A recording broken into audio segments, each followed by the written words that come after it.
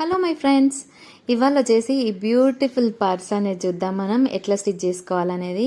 ఇదేం నేను సపరేట్గా ఫ్యాబ్రిక్ తీసుకొచ్చింది కాదు, మనకి బ్లౌజులు కుట్టంగా మిగిలిపోయిన క్లాత్ ఉంటుంది కదా, దాంతోనే ఈజీగా అయితే కొంచెం క్లాత్తోని ఇంత బ్యూటిఫుల్ పర్స్ అయితే స్టిచ్ చేసుకోవచ్చు. సో దానికోసం మనం 9 ఇంచెస్ పొడవు, 5 ఇంచెస్ వెడల్పు క్లాత్లు, మెయిన్ ఫ్యాబ్రిక్ 2 పీసులు, లైనింగ్ ఫ్యాబ్రిక్లు అయితే 3 పీసులు తీసుకోవాలి. సో తీసుకొని 2 పీసులు మెయిన్ ఫ్యాబ్రిక్కి ఫస్ట్ లైనింగ్ అయితే ఇట్లా అటాచ్ చేసుకోవాలి. దీని కుందన్స్ వచ్చినాయి కాబట్టి నేను అవన్నీ రిమూవ్ చేసుకుంటే స్టిచ్ చేసుకున్నా.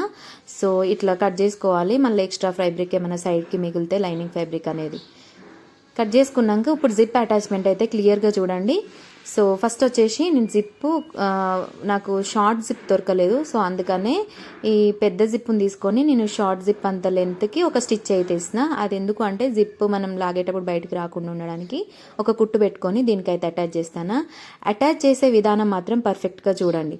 ఫస్ట్ మనం జిప్ వెనక సైడ్ నుంచి అటాచ్ చేసి దాన్ని మళ్ళీ రివర్స్ సైడ్ మంచి వైపు వేసుకొని దాని మిగలో ఒకటి అనగ కుట్టు అయితే వేసుకోవాలి. తర్వాత ఇంకొక పీస్ ఉంది కదా, అది 1.5 ఇంచ్ వెడల్పులో ఇట్లా మార్క్ చేసుకొని స్ట్రైట్ పీస్ కట్ చేసుకున్నాక దీనికి కూడా ఒక జిప్ అటాచ్ చేయాలి. సో సేమ్ ప్రాసెస్ మనం ఫస్ట్ దానికి ఎట్లా జిప్ అటాచ్ చేసినామో దీనికి అట్లా అటాచ్ చేసి అనగ కుట్టేసుకోవాలి. ఇప్పుడు ఇంకొక పీస్ ఉంటుంది కదా, ఈ పీస్ అయితే దేంట్లో నుంచి అయితే కట్ చేస్తామో ఆ ఇంకో పీస్ తీసుకొని దీనికి అటాచ్ చేయాలి. సో ఇది ఎందుకు అంటే మనకి 2 కంపార్ట్మెంట్స్ ఉన్న పర్స్ కోసం. సో 2 కంపార్ట్మెంట్స్ ఎట్లా వస్తాయి అనేది అయితే మీకు లాస్ట్లో అర్థమవుతుంది. నేను ఎట్లా స్టిచ్ చేసిన అనేది క్లియర్ కట్గానైతే అబ్జర్వ్ అయితే చేయండి. సో ఇట్లా స్టిచ్ చేసుకున్నాక ఈ 2 పీసుల మధ్యలో కింద లైనింగ్ పీస్ అనేది అటాచ్ చేసి ఒకదానిపైన ఒకటి నేను చూపించే విధంగానైతే క్లియర్గా చూడండి. సో ఇట్లా పెట్టుకొని మనమైతే స్టిచ్ అనేది వేసుకోవాలి.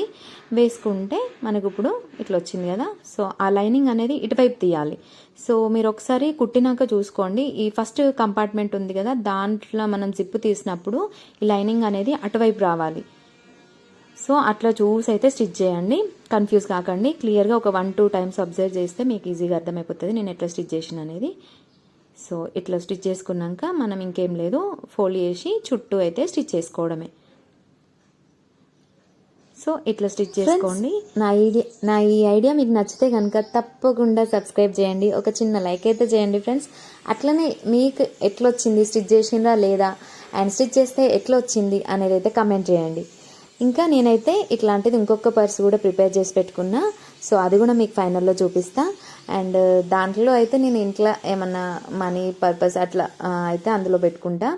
అండ్ బయటకు వెళ్తే మాత్రం ఇప్పుడు ఈ కొత్త కుట్టిన కదా అదైతే తీసుకెళ్తా. So bye friends, see you in the next video.